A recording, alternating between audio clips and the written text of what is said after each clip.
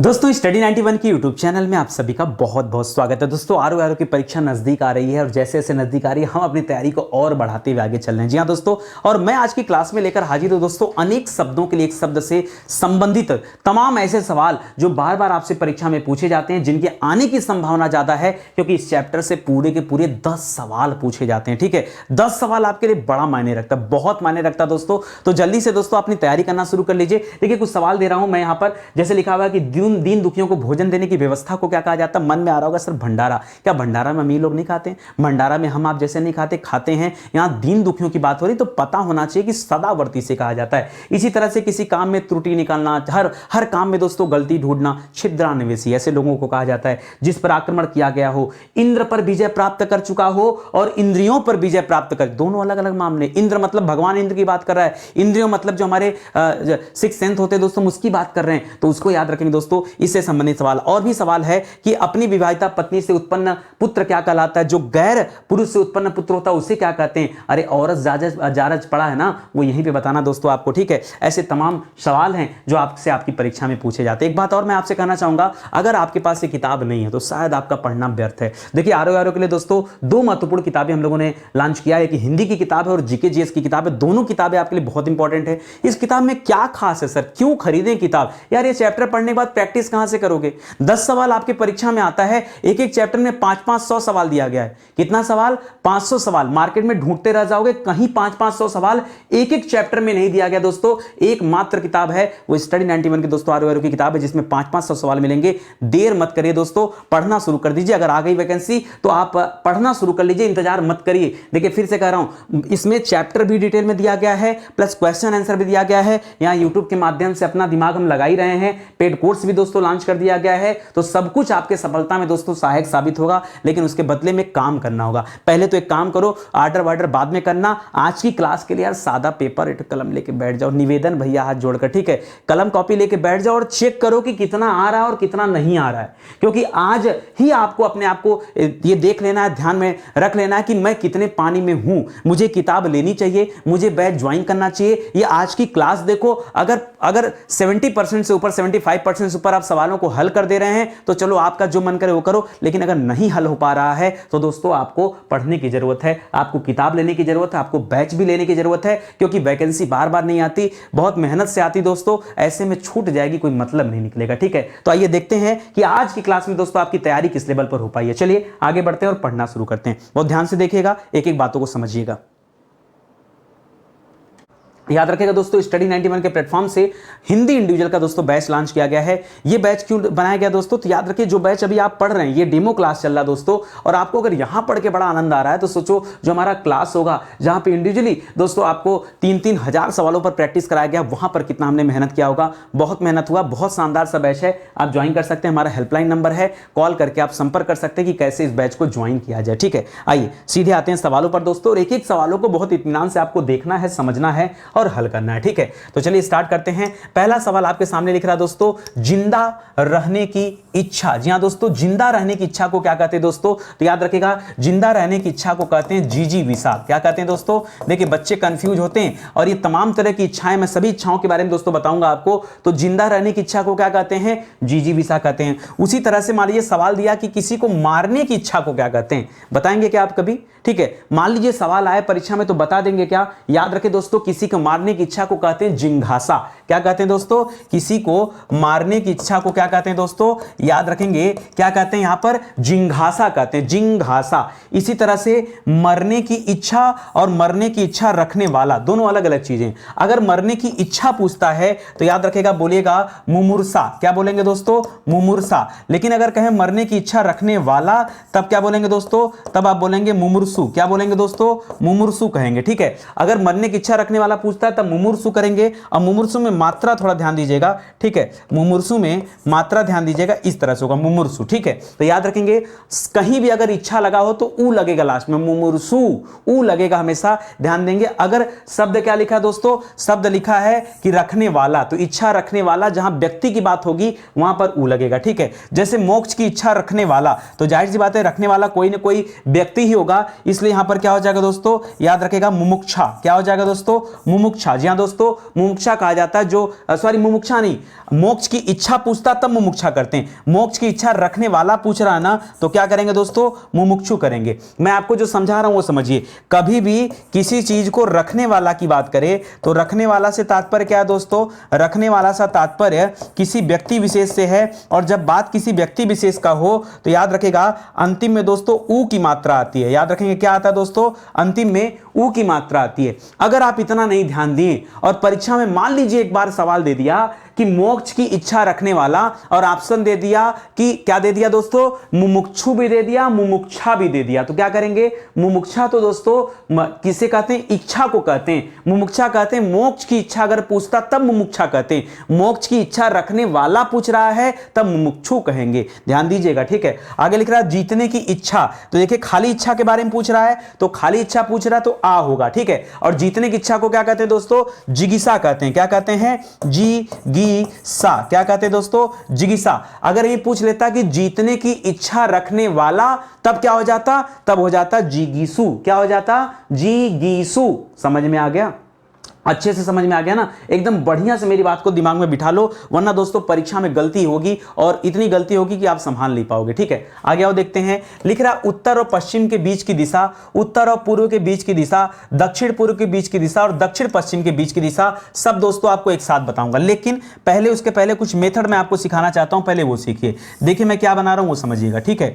आप कहते हैं दोस्तों ऊपर की तरफ उत्तर होता है, नीचे की तरफ दक्षिण होता है, इधर दोस्तों पूर्व होता है और इधर क्या होता है, पश्चिम होता है, ठीक है। अब दोस्तों अगर मैं बीच में दो दिशाएं और दो लाइन यहां पर और बना लूं, अगर मैं यहां पे, ठीक है, ऐसे बना लूं दोस्तों दो लाइन, तो दोस्तों इसे क्या कहेंगे, ये हो गया दोस्तों उत्तर पश्चिम, ये हो गया दोस्तों उत्तर पूर्व और ये हो गया दोस्तों दक्षिण पूर्व, ठीक है, दक्षिण पूर्व, ये हो गया दोस्तों दक्षिण पश्चिम, ठीक है। चलिए ये हो गया, और आपसे इसी कोण के बारे में पूछ रहा है, ठीक है, इसी कोण के बारे में पूछ रहा है और सीधे सीधे आपको बताना दोस्तों कि किस कोण को क्या कहते हैं। जैसे इसको कर दिया ना, तो अगर ये मैप आप ध्यान दीजिए और इसको आप भारत की तरह समझिए, तो इस दिशा में जाएंगे तो पाकिस्तान पड़ता है, तो याद रखेगा दोस्तों पाकिस्तान को ऐसा कुछ करिए कि हवा में उड़ जाए, तो हवा में उड़ से याद रखेगा वायव्य, वायव्य शब्द याद रखेगा, वायव्य में वायु शब्द छिपा हुआ है और याद रखेगा ये क्या हो जाएगा, पाकिस्तान हवा में क्या हो गया, उड़ गया। अगर आप इतनी बात याद रखते हैं तो ये आपका सही हो जाएगा। दूसरा पूछ रहा दोस्तों उत्तर पूर्व की बात कर रहा है, उत्तर पूर्व में दोस्तों क्या होता है, याद रखेगा इधर पूर्वोत्तर भारत है, ईस्ट है, तो ईस्ट से याद रखेगा ये ईशान कोण है, ईस्ट से क्या याद रखेंगे, ये ईशान कोण है। उसी तरह से जब दक्षिण पूर्व पूछेगा तब दोस्तों क्या करेंगे, अच्छा दक्षिण पूर्व में अगर आपको याद आ रहा हो तो मैं बता दूं, दक्षिण पूर्व मतलब इस साइड जब जाएंगे तो बंगाल की खाड़ी है ना, अपने दिमाग में सोचिए बंगाल की खाड़ी, और बंगाल की खाड़ी में दोस्तों दो ऐसे द्वीप हैं जहां पर ज्वालामुखी पर्वत पाए जाते हैं, एक है बैरन द्वीप और एक है नारकुंडम द्वीप। दोस्तों ज्वालामुखी पर्वत जो होते हैं दोस्तों इसमें से अग्नि निकलती, तो उससे याद रखेगा आग्नेय, तो इस वाले कोण को क्या कहते हैं दोस्तों, इस वाले कोण को कहते हैं आग्नेय। क्या कहते हैं दोस्तों, आग्नेय कहते हैं। उसी तरह से जो दक्षिण पश्चिम है इसे क्या कहते हैं दोस्तों, तो इसे यहां ऋषि मुनि रहते हैं तो याद रखेगा इसे कहते हैं नैऋत्य। क्या कहते हैं, नैऋत्य, ठीक है। आपको समझ में आ गया। चलिए अब मैं अपना यहां पे फिलअप कर देता हूं, उसको भी आप समझ लीजिए, ठीक है। आइए फिल कर देते, किसी अलग कलर से फिल करते हैं ताकि आपको जो है ध्यान में रहे, ठीक है। सुनिएगा, तो उत्तर पश्चिम हमने क्या पढ़ा दोस्तों, उत्तर पश्चिम हमने पढ़ा कि ये पाकिस्तान के साइड वाला है, तो यहां पर क्या हो जाएगा दोस्तों, वायव्य हो जाएगा।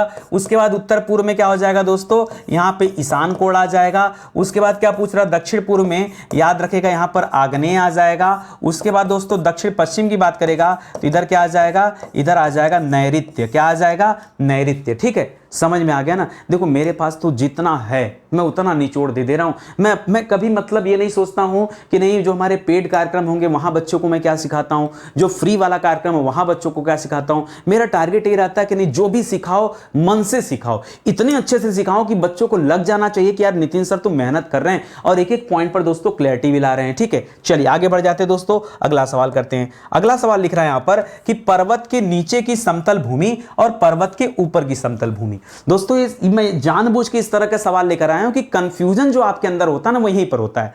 अब बहुत सारे परीक्षाओं में आपने देखा होगा गलतियां भी होंगी। दो तरह के शब्द होते हैं, एक होता उपत्यका, एक होता अधित्यका। उपत्यका और अधित्यका। अब हमसे गलती हो जाती है, हम सोचते क्या है ना परीक्षा हाल में जाकर के सोचते हैं कि यहां लिखा ऊपर तो ऊ से ऊपर और ऊ से उपत्यका करते हैं, नहीं, बस यही आपको ध्यान देना, उल्टा करना है, ठीक है। ऊ से ऊपर को क्या करेंगे दोस्तों, अधित्यका करेंगे। क्या करेंगे, उपत्यका करेंगे, ठीक है। और जो नीचे की समतल भूमि होती है उसको क्या करते हैं, उसको उपत्यका करते हैं, ठीक है। अगर आपको मेरा बताया गया इतना बात याद रहता है कि ऊपर वाले में क्या करेंगे दोस्तों, उप मत करेगा, ऊ से उप यहां लिखा है लेकिन यहां पे उप नहीं करना है, यहां पे अधित्यका करिएगा, और नीचे की भूमि पूछे तब आप उपत्यका करिएगा। अगर इतनी बात याद रखते हो तो निश्चित रूप से याद रखो परीक्षा में कुछ गलत होने वाला नहीं है, सब सही होगा और आपको अच्छे से याद भी रहेगा, ठीक है। इसको ध्यान दीजिएगा। आगे बढ़िए, अगला लिख रहा है दोस्तों दोपहर के पहले का समय, बहुत ध्यान से समझिएगा। पहले का समय और दोपहर का समय और बाद का समय, तीन तरह का समय होता है दोपहर में। तो देखिए जो दोपहर का समय होता है, हो सकता है आपको न ध्यान में आ रहा हो, याद रखेगा इसे कहते हैं मध्याह्न। क्या कहते हैं दोस्तों, मध्याह्न, ठीक है। आप कहते हैं तभी तो मध्याह्न भोजन कार्यक्रम का नाम सुना होगा। मध्याह्न मतलब दोपहर के समय को मध्याह्न कहते हैं, एकदम बीच का समय होता है। जो पहले का समय होता है तो पहले को कहते हैं दोस्तों पूर्वाह्न। क्या कहते हैं, पहले को क्या कहते हैं, पूर्वाह्न कहते हैं, ठीक है। और बाद को क्या कहते हैं, अपराह्न कहते हैं, ठीक है, अपराह्न, अपराह्न। अब बच्चे करते क्या है ना, बच्चे समझते हैं कि पूर्वाह्न को क्या कर लिया जाए दोस्तों, पूर्वाह्न शायद इसको पीएम कर लें, अपराह्न को क्या कर लें, एएम कर लें। नहीं नहीं नहीं नहीं नहीं, नहीं। कहां दिमाग चला गया, ऐसा नहीं करना, ठीक है। समझना, अगर पहले का समय है तो प से पहले, प से पूर्वाह्न, इसे याद रखना। बाद के समय को अपराह्न, ये याद रखना। और एएम पीएम वाले दिमाग पे चलोगे ना तो पक्का सवाल गलत करके आओगे, या हो सकता है परीक्षा में आपने गलत किया भी हो सकता हो किया हो, ठीक है। लेकिन आगे मत करना, हाथ जोड़कर निवेदन है यार, इतना मेहनत से पढ़ा रहा हूं और उसके बाद भी गलती कर दोगे तो बड़ा बेइज्जती हो जाएगा, ठीक है। आओ आगे देखते हैं। लिख रहा है रात्रि का पहर। अच्छा दोस्तों, मैं आपको इस तरह से इसलिए पढ़ा रहा हूं ना, जिस तरह से यहां पढ़ रहे हो ना, ऐसे ही शानदार तरीके से दोस्तों मैंने अपने पेड कार्यक्रम में पढ़ाया। बार बार आपसे कहता हूं कि आप आकर ज्वाइन करिए, लेकिन आप लोगों को लगता है कि यार बड़ा महंगा कोर्स है, ठीक है, तो पढ़े रहो। तमाम ऐसे बच्चे हैं जो उसी हिंदी इंडिविजुअल का कोर्स ज्वाइन करके कहीं पढ़ाना शुरू कर दिए, 2 पैसे का आय कर रहे हैं। आप भी पढ़ के कहीं पढ़ाओ, ठीक है। पढ़ाओगे तो 2 पैसा मिलेगा, जो पैसा मिलेगा उससे अपना पढ़ाई लिखाई करो, कम से कम घर के ऊपर बोझ तो नहीं बनोगे। समझो, समझदारों के लिए इशारा काफी होता है, ठीक है। रात्रि का दोस्तों पहला पहर क्या होता है। अच्छा, ये सवाल आते हैं ना, तमाम बच्चे जवाब देंगे कि सर गोधूली बेला। मुझे पता था ये सोचने वाले हो यार, गोधूली बेला कहते हैं जब शाम और रात का समय जो होता है उसके बीच का जो समय होता है, जब सूरज डूब रहा होता है, सूर्यास्त के ठीक बाद का समय दोस्तों, उसे कहते हैं गोधूली बेला। यह वो समय होता है जब गाय, बैल या फिर जो पशु होते हैं वो चर करके शाम को खेतों से अपने घर की तरफ आते हैं, वो होता है। जो रात का पहला पहर होता है वो अलग हो जाएगा। रात के पहले पहर को दोस्तों कहते हैं प्रदोष। क्या कहते हैं दोस्तों, रात के पहले पहर को क्या कहा जाता है, प्रदोष। इसी तरह से अर्धरात्रि का समय क्या कहा जाता है, एकदम रात को 12 बजे, ठीक है, रात को 2:30 बजे नहीं, रात को 12 बजे जब चुड़ैल आती, वो वाला समय क्या होता है दोस्तों। तो याद रखेगा, ये चुड़ैलों का जो टाइम होता है, ये इस समय को कहते हैं निशित। क्या कहते हैं दोस्तों, निशित कहते हैं। क्या कहते हैं, याद रखेगा, मध्य रात्रि के समय को निशित कहते हैं। रात्रि का जो तीसरा पहर होता है, तीसरा पहर, इसे कहते हैं त्रियामा। क्या कहते हैं, त्रियामा कहते हैं, ठीक है। तो यामा माने होता है रात और त्रि माने होता है तीसरा, तो रात का जो तीसरा पहर होता है उसे त्रियामा कहते हैं। चौथे पहर में जाएंगे ना तो पता उसे ब्रह्म मुहूर्त कहते हैं, क्योंकि फिर अब सुबह होने वाला, प्रातः काल होने वाला है। तो प्रातः काल तो कहते हैं किसे, जब सूर्योदय होता है, धीरे धीरे जब सूरज उगना शुरू होता है उसे हम प्रातः काल कहते हैं। तो उसके पहले का समय क्या होता है, ब्रह्म मुहूर्त का समय होता है। तो ये सवाल भी आप ध्यान में रखिएगा, ठीक है।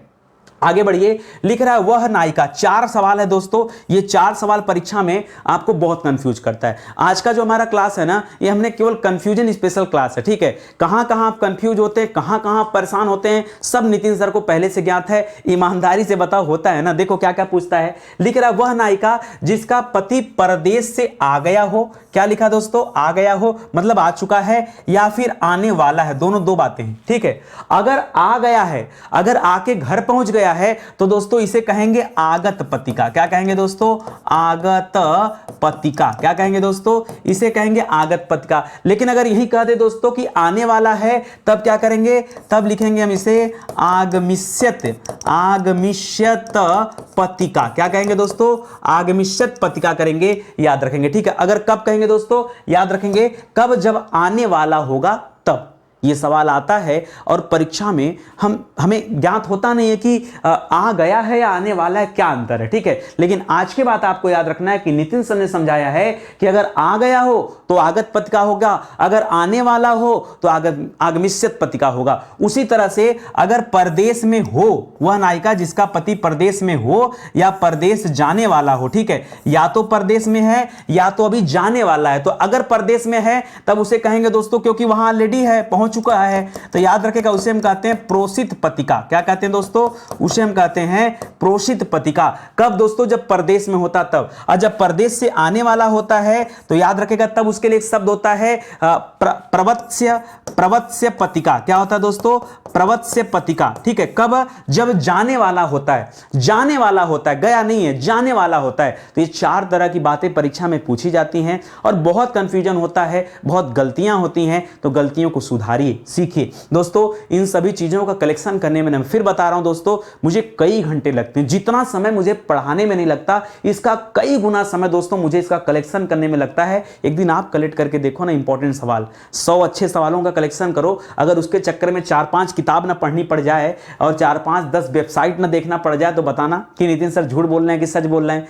लेकिन एकदम मन से बनाना, ईमानदारी से एकदम मन से बनाना है कि जिसमें लोग फंस जाएं। केवल ऐसे सवाल रखने हैं या ऐसे सवाल ढूंढ ढूंढ के रखने जहां कंफ्यूजन रहता है, ठीक है। तो ईमानदारी से करोगे तो पता चलेगा कितना समय लगता है। आगे देखिए, लिख रहा है दोस्तों, कह रहा जिसने किसी से ऋण लिया हो, एक तो लेने की बात कर रहा है और दूसरा दोस्तों कह रहा है कि जिसने किसी को ऋण दिया हो। दो बातें दोस्तों, या तो लिया हो या तो दिया हो। तो अगर लिया होगा, अब इंग्लिश में वो डेटर क्रेडिटर मत करिएगा, ठीक है, कि भैया जब लिया होता है तो क्या होता है दोस्तों, वो डेटर होता है, जब किसी को दिया होता है तो क्रेडिटर होता है। नहीं, उसकी बात नहीं करेंगे, हम यहां हिंदी पढ़ रहे हैं और इसके लिए दोस्तों अलग शब्द होता है। तो जब लिया होता है तब उसे हम कहते हैं दोस्तों अधमर्ण। क्या कहते हैं? अधमर्ण। और जब दिया होता है तब कहते हैं दोस्तों उसे उत्तमर्ण। क्या कहते हैं दोस्तों? उत्तमर्ण, ठीक है। और जब ऋण किसी का चुका दिया हो, ऋण अगर चुका दिया हो,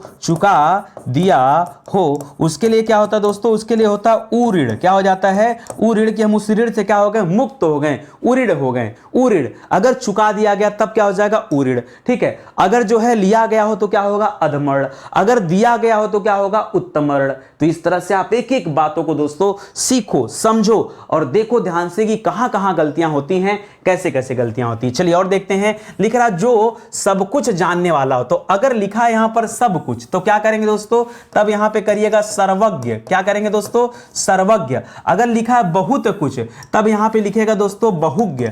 दोनों में अंतर है, ठीक है। अगर बोले सब कुछ तो सर्वज्ञ, क्योंकि सर्व का मतलब होता है सब कुछ, लेकिन बहु का मतलब होता है बहुत कुछ, ठीक है। इसी तरह से एक तीसरा सवाल दे दिया कि कम जानने वाला होगा तो उसे क्या कहेंगे? तो कम के लिए शब्द होता है अल्प। तो याद रखेगा अल्पज्ञ हो जाएगा, यानी अल्प माने होता कम और अज्ञ माने जानने वाला। तो कम जानने वाले को क्या कहेंगे? अल्पज्ञ कहते हैं। लिख रहा जो बहुत सी भाषाओं को जानता है उसे क्या कहते हैं? उसे कहते हैं दोस्तों बहुभाषाविद। क्या कहते हैं? बहुभाषाविद। विद मतलब होता है विद्वान, तो बहुत से भाषाओं को जानने वाला या बहुभाषाविद कहलाता है, ठीक है। उसी तरह से जो व्याकरण को जानता है उसे क्या कहते हैं? जो व्याकरण जानता हो, ये भी सवाल आता है परीक्षा में, उसे क्या कहते हैं? उसे कहते हैं वैयाकरण। क्या कहते हैं दोस्तों? उसे कहते हैं, व्याकरण के जानकार को वैयाकरण कहते हैं। ध्यान दीजिएगा। अगला लिख रहा दोस्तों बहुत अधिक बोलने वाला। तो जो अधिक बोलता है उसके लिए एक शब्द होता है अधिवक्ता। जो अधिक बोलता है उसे अधिवक्ता भी कहते हैं, जो अधिक बोलता है उसे वाचाल भी कहते हैं। वाचाल कि बहुत ज्यादा बोलता है, ठीक है। या फिर अधिक बोलने वाले को दोस्तों मुखर भी कहते हैं। क्या कहते हैं दोस्तों? मुखर, ठीक है। इसी तरह से जो कम बोलता है उसे क्या कहते हैं दोस्तों? तो कम, देखिए कम बोलना और न बोलना दो अलग अलग बातें हैं, ठीक है। जो न बोलता हो, तो जो न बोलता हो उसे क्या कहेंगे दोस्तों? उसे कहते हैं मूक। या तो मूक कहते हैं या तो गूंगा कहते हैं। यहां कम बोलने की बात नहीं कर रहा है, यहां न बोलने की बात नहीं कर रहा है, यहां कम बोलने की बात कर रहा है कि ज्यादा पक नहीं करता, कम बोलता है। तो कम बोलने वाले को कहते हैं दोस्तों मितभाषी। क्या कहते हैं दोस्तों? मितभाषी। इसी तरह से पूछे कि जो मीठा बोलता है उसको क्या कहते हैं? मीठा बोलना। मीठा बोलने वाले को तो याद रखेगा उसे कहते हैं मृदुभाषी। क्या कहते हैं? मृदुभाषी। व्यक्ति को कैसा होना चाहिए? मीठा बोलने वाला, मृदुभाषी होना चाहिए। ठीक है, तो समझ में आ रहा अच्छे से, ये आप ध्यान में रखेगा। इस तरह के सवाल आते हैं। आज मेरा टारगेट केवल और केवल इतना था कि आप इस सवाल में कैसे फंसते हैं, कैसे परेशान होते हैं, कहां ज्यादा कंफ्यूजन होता है, कब दोस्तों आपके दिमाग में दो दो आंसर आने लगते हैं कि शायद ए वाला सही है कि बी वाला, या दोनों दोनों एक एक, कुछ कंफ्यूजन में होते होते दोस्तों अंतिम में जाके आप गलत वाला टिक कर देते। ठीक है, वही स्थिति से दोस्तों मुझे उबारना, आपको दूर ले जाना है, और इसीलिए दोस्तों ये चीजें मैं आपको सिखा रहा हूं। और देखिए आगे लिख रहा है दोस्तों, उत्तराधिकार में प्राप्त संपत्ति। जो संपत्ति उत्तराधिकार में प्राप्त होती है उसे हम क्या कहते हैं दोस्तों? उसे हम कहते हैं रिक्त। क्या कहते हैं दोस्तों? रिक्त। जी हां दोस्तों, उत्तराधिकार में प्राप्त संपत्ति को रिक्त कहा जाता है। बिना पलक झपकाए, पलक, बिना पलक झपकाए के लिए दो शब्द होता है। एक होता है दोस्तों निर्निमेष। क्या होता है? एक होता है निर्निमेष और एक होता है अपलक। क्या होता है दोस्तों? अपलक। ये दोनों शब्द होते हैं। तो देखिएगा परीक्षा में दिया क्या है। ठीक है, जो तत्काल कविता करे दोस्तों उसके क्या कहते हैं दोस्तों? उसे कहते हैं आशु कवि। क्या कहते हैं? आशु कवि। यार ये सब देखते ही ना जैसे लगता कोई, अगर मैं सपने में भी रहूं ना, कोई हमसे पूछ दे कि क्या उत्तर है, तो मुंह से निकल जाएगा कि यही उत्तर है। ठीक है, ये हालत हो गया। शब्द आता नहीं कि तुरंत दिमाग में आ जाता है। तुरंत उत्पन्न होने वाली सूझबूझ या ऐसी युक्ति जो तुरंत पैदा हो, ठीक है, तब उसे क्या कहते हैं दोस्तों? तब उसे कहते हैं प्रत्युत्पन्नमति। प्रत्युत्पन्नमति कहते हैं दोस्तों, जो सूझबूझ तुरंत पैदा हो उसे कहते हैं। जिसकी आशा न की गई हो। ठीक है, अब बच्चे यहां कर देते हैं आशातीत। क्या कर देते हैं दोस्तों? आशातीत। गलत हो जाएगा दोस्तों, याद रखेगा, जिसकी आशा की गई हो, जिसकी आशा की गई हो उसे क्या कहते हैं दोस्तों? उसे कहते हैं आशातीत। उसे क्या कहते हैं? आशातीत कहते हैं। यहां पे सवाल अलग है। यहां पे कह रहा है जिसकी आशा न की गई, और न की गई हो तो क्या हो जाएगा दोस्तों? अप्रत्याशित। क्या हो जाएगा दोस्तों? अप्रत्याशित। ठीक है, तो जिसकी आशा न की गई हो उसे क्या कहते हैं? अप्रत्याशित। जिसका उत्तर न दिया गया हो दोस्तों उसे क्या कहते हैं? अनुत्तर। अनधन उत्तर बराबर क्या हो जाता है? अनुत्तर हो जाता है। अनुत्तर। ठीक है, अनधन उत्तर बराबर अनुत्तर। जिसका उत्तर न दिया गया हो उसे क्या कहते हैं दोस्तों? उसे कहते हैं अनुत्तर। ठीक है, चलिए आगे बढ़िए और देखिए, लिख रहा है जो मापा ना जा सके। ठीक है, जो मापा जा सके दोस्तों, तो अगर माप सकते हैं दोस्तों तो क्या हो जाएगा? परिमेय हो जाएगा। क्या हो जाएगा? सही है ना, माप सकते हैं तो क्या हो जाएगा? परिमेय। अगर ही पूछ देता आपसे कि जो मापा न जा सके, जो मापा न जा सके, तब आप क्या बताते दोस्तों? तब आप कहते हैं दोस्तों उसे अपरिमेय कहते हैं। क्या कहते हैं? अपरिमेय कहते हैं। उसी तरह से लिख रहा है कि अपनी विवाहिता पत्नी से उत्पन्न पुत्र, यानी जो पुत्र अपनी धर्म पत्नी से पैदा होता है उसे क्या कहते हैं? और इस दिल में क्या रखा है। याद रखेंगे, तो याद रखेगा अगर अपनी पत्नी से पैदा हुआ है तो औरत है, लेकिन अगर गैर पुरुष से कोई पुत्र पैदा हो गया है तब उसे क्या करेंगे दोस्तों? तब उसे जारज कहते हैं। दोस्तों जब आप विलोम शब्द पढ़ते थे तो हमेशा आप करते थे कि जारज का उल्टा औरस होता है, लेकिन कभी ये समझ में नहीं आया ना कि जारज का उल्टा औरस क्यों होता है। ठीक है, उसके पीछे दोस्तों रीजन ये है औरस होने का। ठीक है, लिख रहा जो स्त्री सूर्य भी ना देख सके, या जो स्त्री दोस्तों कड़ी पर्दे में रहती है, उसके लिए शब्द है दोस्तों असूर्य पश्या। क्या है दोस्तों? असूर्य पश्या उसे कहा जाता है। जो स्त्री सूरज न देख पाए या जो स्त्री कड़े पर्दे में रहती है उन्हें कहा जाता है। ठीक है, जो प्रमाण द्वारा सिद्ध न हो, अगर न हो तो क्या होगा दोस्तों? याद रखेगा, इसे कहते हैं अप्रमेय। क्या कहते हैं? अप्रमेय। अगर प्रमाण द्वारा सिद्ध हो, अगर प्रमाण द्वारा सिद्ध हो तब क्या कहेंगे?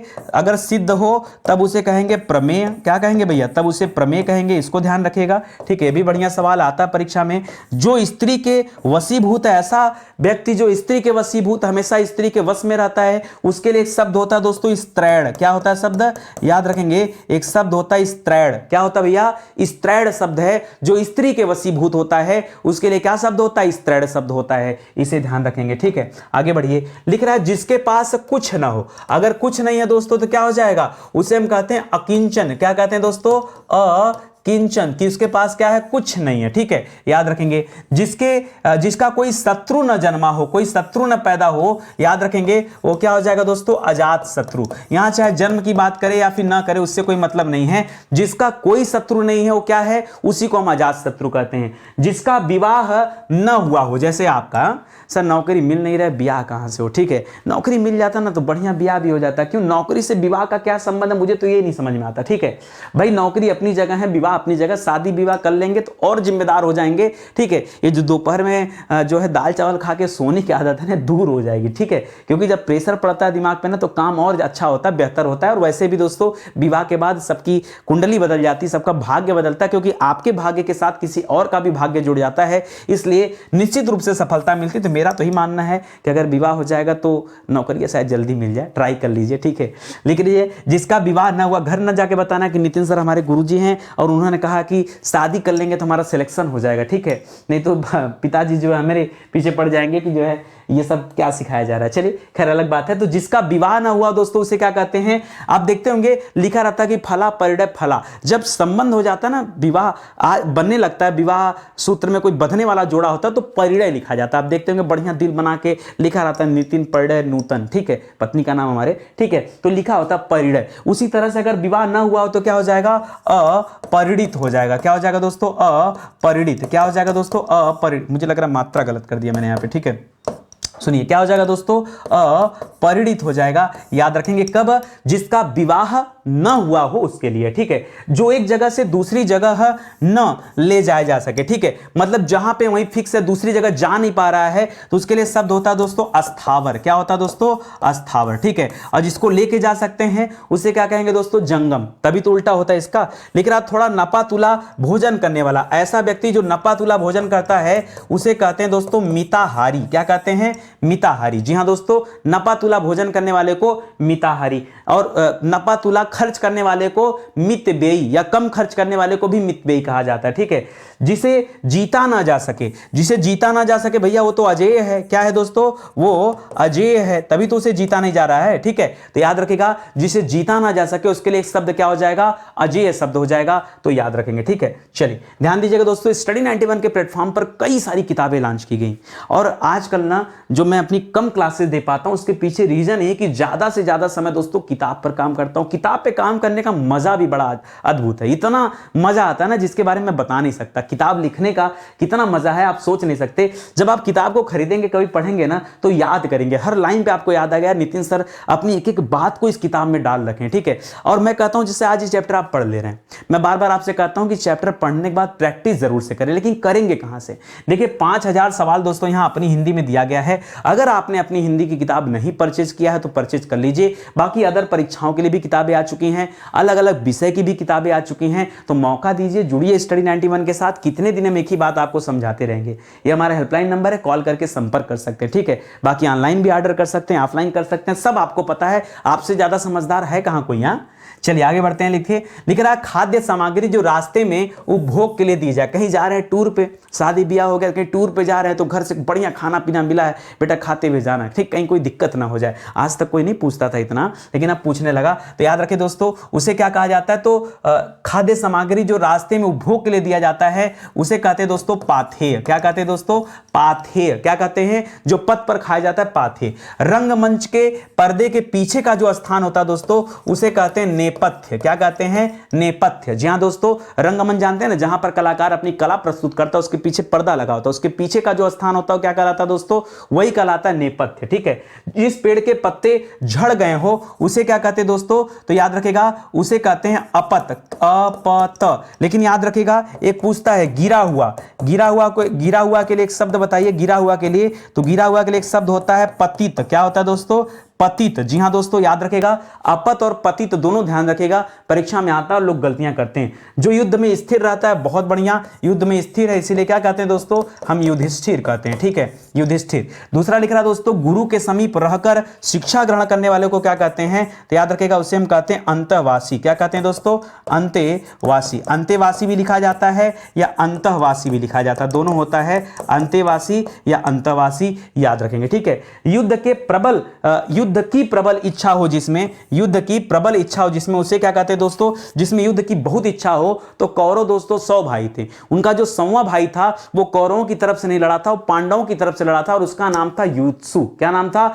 युत्सु। तो याद रखिएगा दोस्तों, यहां पर भी आपका जवाब क्या दोस्तों, युत्सु ही है, याद रखेंगे, ठीक है, युत्सु, क्योंकि ऐसा रखने इच्छा हो जिसमें उसकी बात कर रहा है, तो याद रखेगा। अच्छा, प्रबल की इच्छा हो जिसमें, जिसमें कह दिया इसका मतलब किसी न किसी व्यक्ति की बात कर रहा है, ठीक है, इसलिए दोस्तों उ की मात्रा मैंने वहां पे लगाया है, नहीं तो उत्तर क्या हो जाता, युत्सा हो जाता। क्या हो जाता? युत्सा। अगर पूछ देता युद्ध की प्रबल इच्छा, खाली यहीं रोक देता सेंटेंस, तो खाली इच्छा के बारे में पूछ रहा था, तब आप क्या करते हैं, युत्सा कर लेते हैं। लेकिन प्रबल इच्छा हो जिसमें, तो जाहिर सी बात है युद्ध करने की इच्छा किसी न किसी व्यक्ति विशेष में होगी, तब हम उसके लिए क्या करेंगे, तब हम युत्सु करेंगे। ये आप ध्यान रखेंगे, ठीक है।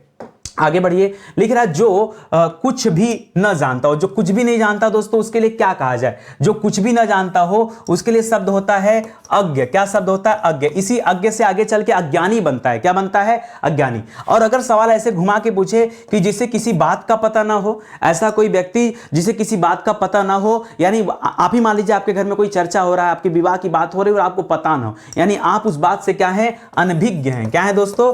अनभिज्ञ हैं। तो देखिए समझिए कि कहां अज्ञ का प्रयोग करना है, कहां अनभिज्ञ का प्रयोग करना है, यह ज्ञात होना चाहिए, ठीक है। आगे लिख रहा है व्यर्थ खर्च करने वाला। व्यर्थ खर्च करने वाला को क्या कहते हैं दोस्तों? मित व्ययी कहते हैं। क्या कहते हैं? मित व्ययी करते हैं, ठीक है। आगे लिख रहा है दोस्तों कि अच्छा, कंजूस को क्या कहते हैं दोस्तों? कंजूस। कंजूस जानते हैं ना, कंजूस। कंजूस के लिए दोस्तों एक शब्द होता है कृपण। क्या शब्द होता है दोस्तों? कृपण। कंजूस किसे कहते हैं? जो मतलब बड़ा कहने होने के बाद थोड़ा बड़ा खर्चा कर दे, कंजूस व्यक्ति, ठीक है, उसके लिए एक शब्द होता है कृपण, ठीक है, इसको याद रखेगा। पैर से लेकर सिर तक उसके लिए एक शब्द क्या होता है? आपाद मस्तक। क्या होता है दोस्तों? आपाद मस्तक। क्या होता है? आपाद मस्तक, ठीक है।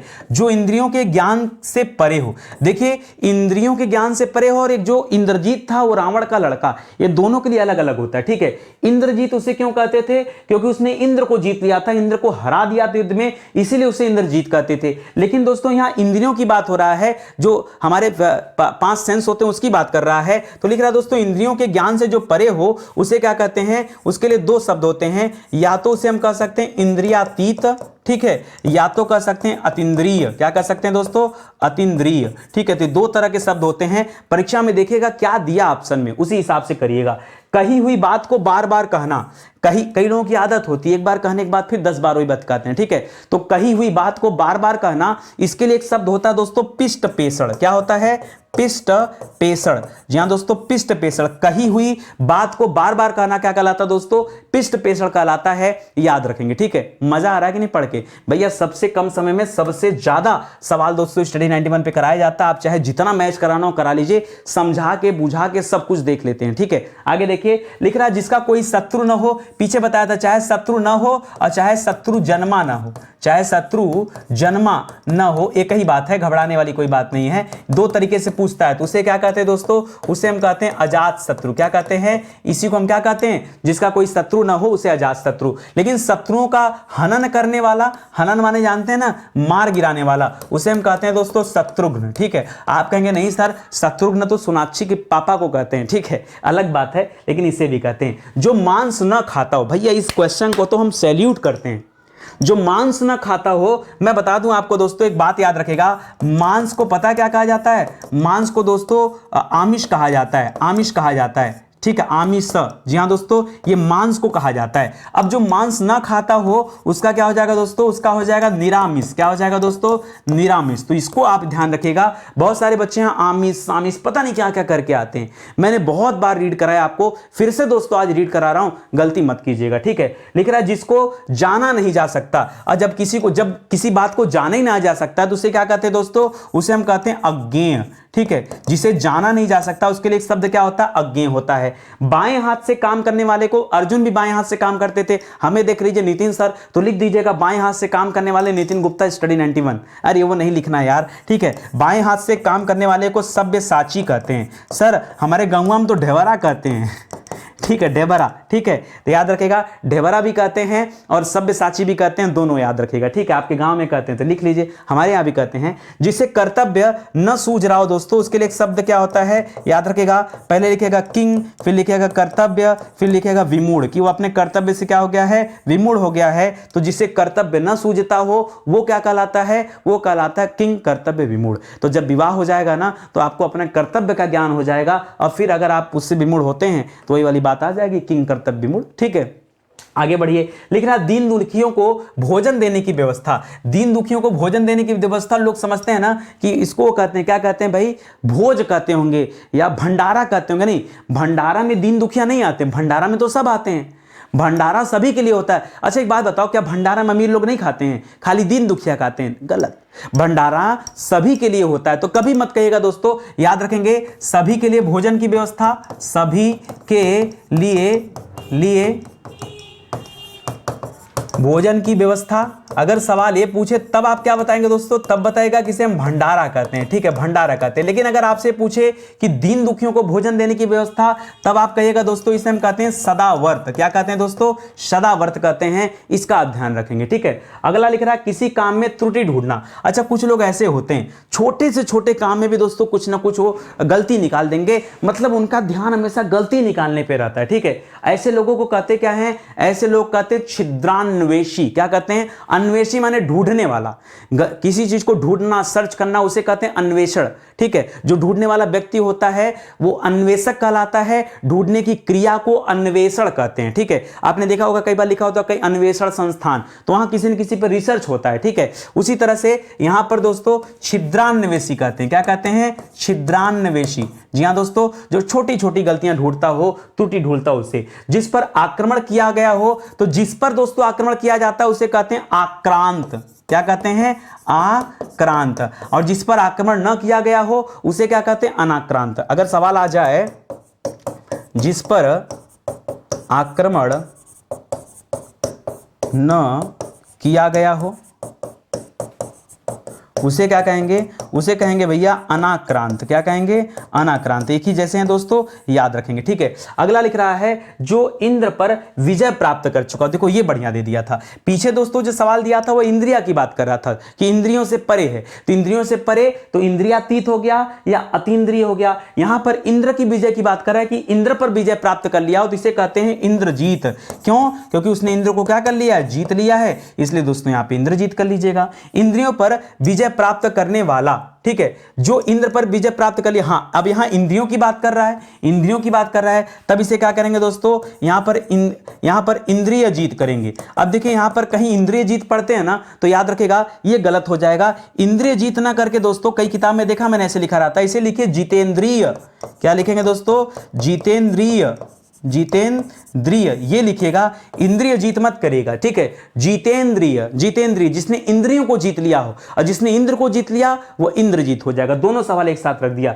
जंगल में जो आग लगती दोस्तों उसके लिए एक शब्द क्या होता है, उसे हम कहते हैं दावानल। क्या कहते हैं, जो आग जंगल में लगती है उसे क्या कहते हैं, उसे दावानल कहते हैं। जो आग पेट में लगती है, जो आग कहां लगती दोस्तों, अगर वो आग पेट में लगती है तो उसे कहते हैं जठराग्नि। क्या कहते हैं, जठराग्नि। क्यों, जठर रस जो होता है दोस्तों ना, जब निकलता है तो पेट जलने जैसा लगता है, तो उसी को जठराग्नि कहते हैं। पेट की अग्नि को क्या कहते हैं, जठराग्नि।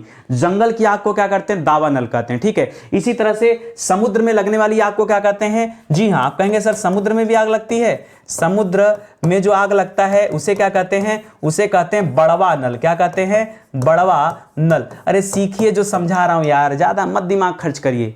बहुत रिसर्च कर लिया, बहुत चीजें ढूंढ लिया, ठीक है। अब तो केवल इतना उद्देश्य रह गया है कि कितने आसान भाषा में, कितने कम समय में आपको क्या समझा दिया जाए, खाली इतनी बात रह गई है, ठीक है। वह हथियार जो हाथ में थाम कर चलाया जाए, वह हथियार जो फेंक कर चला जाए। तो यार ईमानदारी से एक बात बताऊं, बुरा नहीं मानोगे ना, मजा मत लेना, लेकिन ठीक है। ये ऐसे सवाल है ना जहां मैं भी कंफ्यूज हो जाता हूं हर बार। कुछ सवाल ऐसे होते हैं जहां कंफ्यूजन, मतलब मैं इसको 100 बार पढ़ता हूं, फार्मूला बनाता हूं, फिर फार्मूला फेल हो जाता है, फिर फार्मूला बनाता हूं, फिर फार्मूला फेल हो जाता है। हमको अपना फार्मूला एक याद आ रहा है, वो फार्मूला फिलहाल सही था। हम पढ़ते हैं शस्त्रागार। अच्छा आप बताओ, आप इसमें से क्या पढ़े हो, शस्त्रागार पढ़े हो कि अस्त्रागार पढ़े हो, बताओ। आप कहेंगे सर हमने अस्त्रागार नहीं सुना है, हमने शस्त्रागार सुना है। ठीक है, इतिहास पढ़े होंगे। ठीक है, सूर्यसेन बंगाल के रहते हैं, उन्होंने चटगांव में जो शस्त्रागार था उसे लूट लिया। ठीक है, तो वहां क्या रखा था, बंदूक उंदूक रखे थे, वो लूट लिया। बंदूक हाथ से चलाते हैं, याद रखिएगा दोस्तों, जो हाथ में थाम कर चलाया जाए उसे क्या कहते हैं, उसे हम शस्त्र कहते हैं। ठीक है, अभी हम कुछ दिन पहले ही दोस्तों आपको बताए थे कि अस्त्र भी कहते हैं। एक्चुअली बंदूक के केस में क्या होता है ना कि गोली के परिप्रेक्ष्य में वो शस्त्र हो जाता है, सॉरी, गोली के परिप्रेक्ष्य में वो अस्त्र हो जाता है, बंदूक के परिप्रेक्ष्य में वो शस्त्र हो जाता है। इसलिए दोस्तों वहां बड़ा कंफ्यूजन वाला काम है। ठीक है, खैर आइए देखते हैं। और आयोग ने भी दोस्तों इसी तरह से अलग अलग, आप कहेंगे मैं दिखा दूंगा, किसी आयोग ने बंदूक को अस्त्र माना है, किसी आयोग ने बंदूक को शस्त्र माना है। तभी तो मैं कह रहा हूं कि मैं बार बार कंफ्यूजन हो जाता हूं, बहुत परेशान हो जाता हूं कि क्या करूं मैं इसका। ठीक है, फिलहाल ये जो बता रहा हूं दोस्तों ये परफेक्ट है, सही है, याद रखिएगा। और जो फेंक कर चलाया जाता है दोस्तों उसे क्या कहते हैं, उसे अस्त्र कहते हैं। देखिए एकमात्र यही तरीका है याद करने का, समझने का, दूसरा तरीका नहीं है। ठीक है, वरना फिर मेरी तरह भी आप परेशान रहेंगे। कंजूसी से धन व्यय करने वाला, पीछे बताया था कि कंजूस को क्या कहते हैं, कृपण कहते हैं। कंजूस को क्या कहते हैं, कंजूस को कहते हैं कृपण। ठीक है, इसी तरह से जो उपकारों को मानता हो और जो उपकारों को न मानता हो, दो बातें दे रहा है। तो अगर मानता है तब तो कृतज्ञ कहेंगे, अगर नहीं मानता है तो कृतघ्न कहेंगे। क्या कहेंगे दोस्तों, कृतज्ञ और कृतघ्न। ठीक है, याद रखेंगे। इसको साफ साफ लिख दूं क्या, आइए लिख देता हूं। तो लिखिएगा घ और घ के साथ लिखिएगा न, कृतघ्न कहेंगे। ठीक है, ये आप ध्यान रखेंगे। दूसरों का भला चाहने वाला। ठीक है, अब आप सोचेंगे दोस्तों जो दूसरों का भला चाहता है, पहले देखिए अपना भला चाहने वाला क्या कहलाता है दोस्तों, अपना भला चाहने वाला। ठीक है, अपना भला चाहने वाला। ठीक है, उसे क्या कहते हैं, उसे कहते हैं स्वार्थी। जो अपना भला चाहता है वो क्या कहलाता है, स्वार्थी। और जो दूसरों का भला चाहता है उसे पता क्या कहते हैं, उसे कहते हैं परमार्थी। ठीक है, क्या कहते हैं दोस्तों, उसे परमार्थी कहते हैं। जो दूसरों का भला चाहता हो, जो दूसरों का हित चाहता हो, नहीं, हित चाहने वाले को हितैषी कहते हैं, ध्यान दीजिएगा।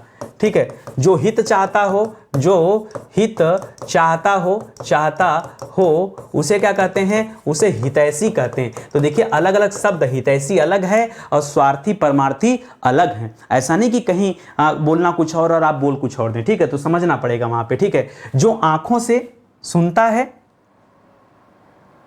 जो आंखों से सुनता है मतलब आंखों से बातों को समझ लेता है। ठीक है, उसे प्रज्ञा चक्षु कहते हैं। क्या कहते हैं दोस्तों, उसे प्रज्ञा चक्षु कहते हैं। चक्षु माने होता है आंख और प्रज्ञा माने बुद्धि होता है। ठीक है, तो याद रखिएगा उसे हम क्या कहते हैं दोस्तों, उसे हम प्रज्ञा चक्षु कहते हैं। या कहीं पर दोस्तों इसे हम चक्षु श्रवा भी पढ़े हैं। ठीक है, चक्षु श्रवा। ठीक है, जो अच्छा एक मिनट, आंखों से सुनने की बात कर रहा हूं, रुक जाइए। ये प्रज्ञा चक्षु अलग हो जाएगा दोस्तों, मैं बताता हूं। प्रज्ञा चक्षु आप तब करिएगा जब आपसे कहे कि आंखें जिसकी नेत्र हो। ठीक है, जैसे बुद्धि जिसका नेत्र हो दोस्तों, ये हो जाएगा प्रज्ञा चक्षु। क्या हो जाएगा, प्रज्ञा चक्षु। और अभी जो आपसे पूछ रहा दोस्तों कि जो आंखों से सुनता हो, इसके लिए आप चक्षु श्रवा करिए, क्योंकि सुनने की बात कर रहा है ना। तो सुनने के लिए शब्द क्या है, ये श्रवा शब्द सुनने के लिए, और ये प्रज्ञा शब्द किसके लिए, बुद्धि के लिए। ठीक है, ये प्रज्ञा किसके लिए, बुद्धि के लिए है, और श्रवा शब्द किसके लिए है, सुनने के लिए। तो बिठाना पड़ेगा पूरा, जैसे मैंने नहीं कहा पीछे भी परमार्थी जगह हितैषी मुंह से निकला, बताया तुरंत मैंने आपको, नहीं हितैषी नहीं,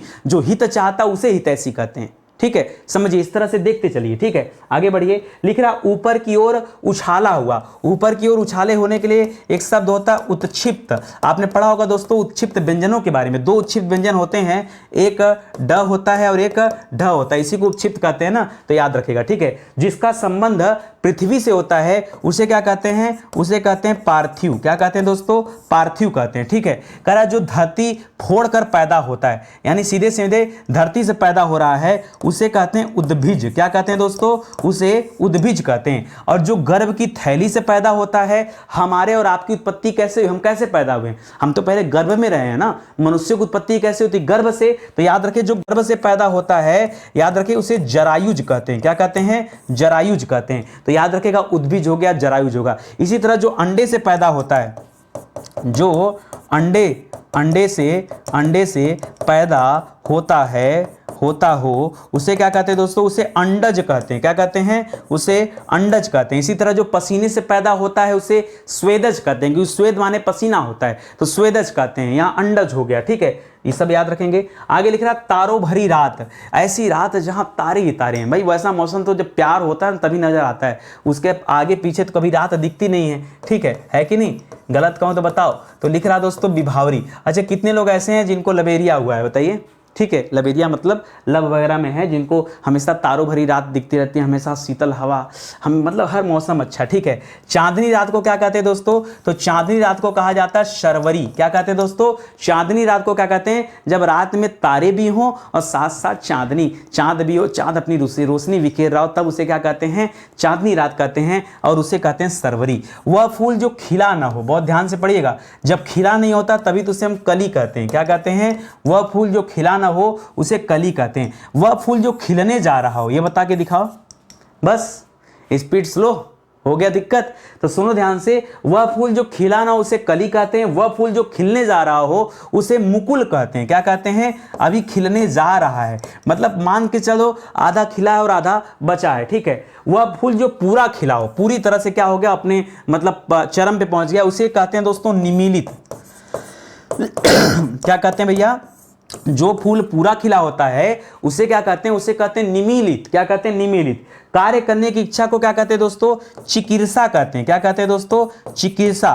कार्य करने की इच्छा को क्या कहते हैं? चिकित्सा। और कार्य करने की इच्छा रखने वाला तो चिकित्सु। क्या हो जाएगा? चिकित्सु। अब सासु तो गड़बड़ी नहीं होगा ना, ठीक है, उसको ध्यान दीजिएगा, अब उसमें गलती मत करिएगा, ठीक है। आगे पढ़िए। लाल कमल, सफेद कमल और नीला कमल को क्या कहते हैं? ठीक है, तीन तरह के कमल होते हैं, लाल कमल, सफेद कमल, नीला कमल। नीले कमल को देखिए कहते हैं इंदिवर। क्या कहते हैं दोस्तों? पहले इसको पढ़ लीजिए। नीला कमल जो होता है, जो उसे क्या कहते हैं? इंदिवर कहते हैं। जो लाल कमल होता है ना, उसे कहते हैं कोकनद। क्या कहते हैं दोस्तों? जो लाल कमल होता है कोकनद कहते हैं। सफेद कमल को कहते हैं पुंडरीक। क्या कहते हैं? पुंडरीक। जो भगवान विष्णु के हाथ में होता है सफेद कमल होता है, उसे पुंडरीक कहते हैं। जो माता लक्ष्मी के हाथ में होता है लाल कमल होता है, उसे कोकनद कहते हैं। और कहीं कहीं पर आपने नीला कमल देखा होगा, जो भोलेनाथ को चढ़ता है, ठीक है, नीला वाला कमल खास करके, उसे हम क्या कहते हैं? इंदिवर कहते हैं। तो अलग अलग नाम है, ध्यान दीजिएगा। बड़े भाई से पहले अगर छोटे भाई का विवाह हो जा रहा है, यार बड़ा बेइज्जती हुआ भी होगा कई लोग सामने। कई लोग तैयारी करने निकल जाते हैं, छोटे वाले का सिलेक्शन हो गया, उसके लिए लड़की पहले देखने आते हैं लोग, ठीक है। लड़की वाले एकदम परेशान करें, भैया छोटे बच्चे का विवाह कर दीजिए। अब बड़ा बच्चा करे तो करेगा, 1 साल अवॉइड किया, 2 साल अवॉइड किया, 3 साल अवॉइड किया, अब नौकरी मिल नहीं रही है, मजबूरी में छोटे भाई की शादी पहले हो जाती है, ऐसा होता है, ठीक है। तो याद रखिए, कभी भी छोटे भाई से बड़े भाई से पहले अगर छोटे भाई का विवाह हो रहा है तो इसे हम कहते हैं अनुदेश। क्या कहते हैं दोस्तों? इसे हम कहते हैं अनुदेश। और अगर छोटे भाई से पहले बड़े भाई का मतलब जो नियम होता है, अगर उसी तरह से होगा तो क्या कहलाएगा? तब कहलाएगा सुवेश। क्या कहलाएगा? सुवेश, ठीक है। लिख रहा है ऋण न चुकाने वाला। पीछे आपको बताया था जो ऋण चुका दिया हो, ठीक है, जो ऋण चुका दिया हो, ठीक है, ऋण चुका दिया हो, ठीक है, उसे कहते हैं दोस्तों उऋण। उऋण। अगर ऋण चुका दिया तो क्या हो जाएगा? उऋण हो जाएगा। और जो ऋण को नहीं चुकाता है यानी खा गया, ठीक है, मिलेगा नहीं, बैड डेप्ट हो गया, तो उसी के लिए एक शब्द होता है नादिहंद। क्या शब्द होता है? नादिहंद। तो कुछ ना कुछ तो सवाल आपको ऐसे जरूर मिले होंगे जो डिफिकल्ट भी होंगे, या हो सकता है पहली बार देख रहे होंगे, ठीक है, और समय का भी पता नहीं चला होगा। तो देखिए स्टडी 91 से जुड़िए, ठीक है, और पढ़ाई लिखाई शुरू करिए, ठीक है। जितना ज़्यादा ध्यान से पढ़ेंगे, जितना समय देंगे अपनी पढ़ाई के ऊपर, प्रैक्टिस के ऊपर, उतना अच्छी आपकी तैयारी हो पाएगी दोस्तों, ये विश्वास मानिए, ठीक है। तो आज का सेशन फिलहाल यहीं समाप्त होता है। याद रखिएगा स्टडी 91 के प्लेटफॉर्म से हिंदी के अलावा दोस्तों कई सारे विषय के लिए फाउंडेशन बैच स्टार्ट किए गए हैं। ये फाउंडेशन बैच 0 लेवल से लेकर एडवांस लेवल की आपकी तैयारी कराएगा। जी हाँ, आपने कभी इतिहास नहीं पढ़ा हो, आप इस बैच को ज्वाइन कर लीजिए। 0 लेवल से आपकी स्थिति को इतना मजबूत हम कर देंगे कि आप कोई भी एग्जाम दीजिए, एक बार बैच को पढ़िए, एक बार भी। जिन बच्चों ने हिंदी का बैच लिया होगा, मैं विश्वास दिलाना चाहूंगा, या पूछ लीजिए उन बच्चों से, हिंदी में कॉन्फिडेंस इतना बढ़िया हो गया होगा कि अब उन्हें एग्जाम में डर नहीं लगता होगा। वो भारत का कोई भी एग्जाम दोस्तों एनी टाइम दे सकते हैं, एनी टाइम दे सकते हैं, इतना कॉन्फिडेंस आ जाता है। तो जो ये हमारा बैच है दोस्तों, इसमें भी दोस्तों उसी तरह के कॉन्सेप्ट के आधार पे क्लासेस दी जा रही हैं। और ऐसा नहीं है मैं कितने दिन से प्रचार कर रहा हूं और देखिए कितना समय लगा क्लास बनाने में, बनाया जाता है बहुत मेहनत के बाद। देखिए कंटेंट पे बैठकर जब तक काम नहीं करेंगे बेहतर कंटेंट नहीं बनेगा। आप आज की क्लास पढ़े ना, आपको लगा होगा ना कि जितने सवाल नितिन सर ने लाया था, अक्सर करके जहां जहां कंफ्यूजन होता है ऐसे सवालों को, या जो बार बार परीक्षा में आते हैं ऐसे सवालों को नितिन सर ने पढ़ाया। तो भैया कलेक्शन में समय लगा होगा ना, मैंने तो खुल के कहा भी आपसे कि आप भी एक बार कलेक्ट करके देखो कितना समय आपको लगता है। ठीक है, ये हमारा हेल्पलाइन नंबर है, किसी तरह की जानकारी चाहिए, चीजें चाहिए तो आप ज्वाइन कर सकते हैं। ठीक है, तो चलिए दोस्तों, आज का सेशन फिलहाल यही समाप्त होता है। ठीक है, वीडियो आपको कैसा लगा दोस्तों, इसके लिए आप कमेंट करके एक बार जरूर बताइएगा, ताकि हम भी मोटिवेट हों उससे और ज़्यादा हम काम करने के लिए तत्पर हों। और साथ ही साथ दोस्तों वीडियो को लाइक करिए, ज़्यादा से ज़्यादा शेयर करने की कोशिश करिए। किसी तरह के फेसबुक या फिर ग्रुप या फिर टेलीग्राम ग्रुप या व्हाट्सएप ग्रुप से अगर आप जुड़े हैं तो वहाँ दोस्तों वीडियो को शेयर करिए, ताकि ज़्यादा से ज़्यादा लोग इस वीडियो को देखें और ज्ञान आगे बढ़े, लोग अपनी तैयारी को आगे बढ़ाएं। ठीक है, तो इसी के साथ दोस्तों आज का सेशन समाप्त होता है। मिलते हैं दोस्तों अगले लेक्चर में, तब तक के लिए आप सभी का बहुत बहुत धन्यवाद। जय हिंद, जय Bharat. Thank you so much.